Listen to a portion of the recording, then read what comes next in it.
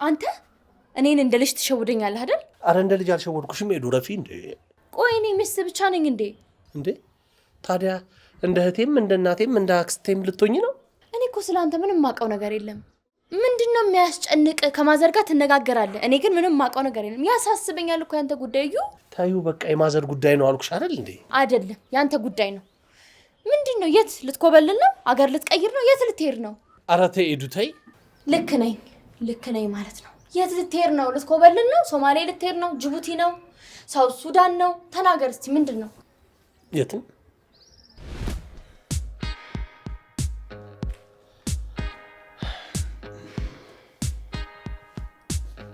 ሁሉንም ነገር እንደ አዲስ እንጀምራለን። ዛሬ ከማዘር ጋር ግቢ ውስጥ ስታወሩ ነበር። እውነት ወይስ ውሸት? እውነት። ጥሩ። ስታናግራቸው የት ነበርክ?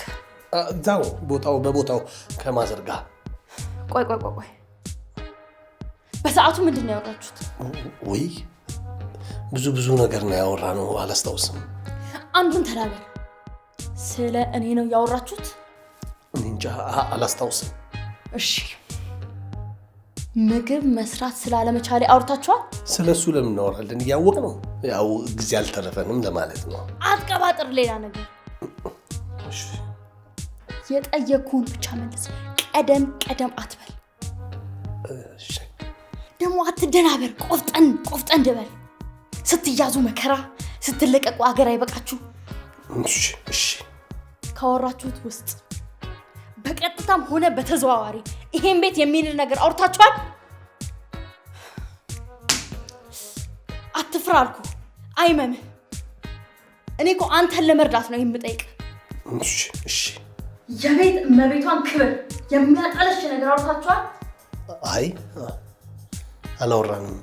እሺ ጥቅሟንስ የሚጎዳት ነገር አውርታችኋል? አፍጥነው፣ ጊዜ የለኝም። ቤቱ ሰራተኛ ስለሌለ ሄጄ እራት አቀርባለሁ። ጊዜና ተቀጣ። እውነቱን የምትነግረኝ ከሆነ የፈለግከው ቦታ ወስጄ እራት ጋብዝሃለሁ። ረዳቶቼ በጣም የምትወደው ምን እንደሆነ አጣርተው ነግረውኛል። ስለዚህ የምትወደውን ሸክላ ጥብስ እጋብዝሃለሁ። እያሱ የምትል ከሆነ ግን ሳሎን ነው የማድረው። ሌላ መደራደሪያ ላቅርብልህ? እሺ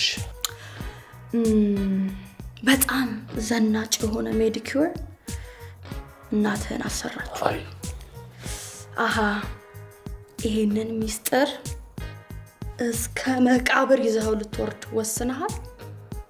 ስለዚህ ማዘርህን ወስጄ ወፌላላ ነው የምገርፋቸው። ተይ በእናትሽ እንደሱ አታርጊ። በቃ እናገራለሁ። እንደዚህ እንድልሽ ነው የፈለግሽው? እያሱ ቀልድ አይደለም። ሌላ ሰራተኛ ለመቅጠር እያሴራችሁ ነው።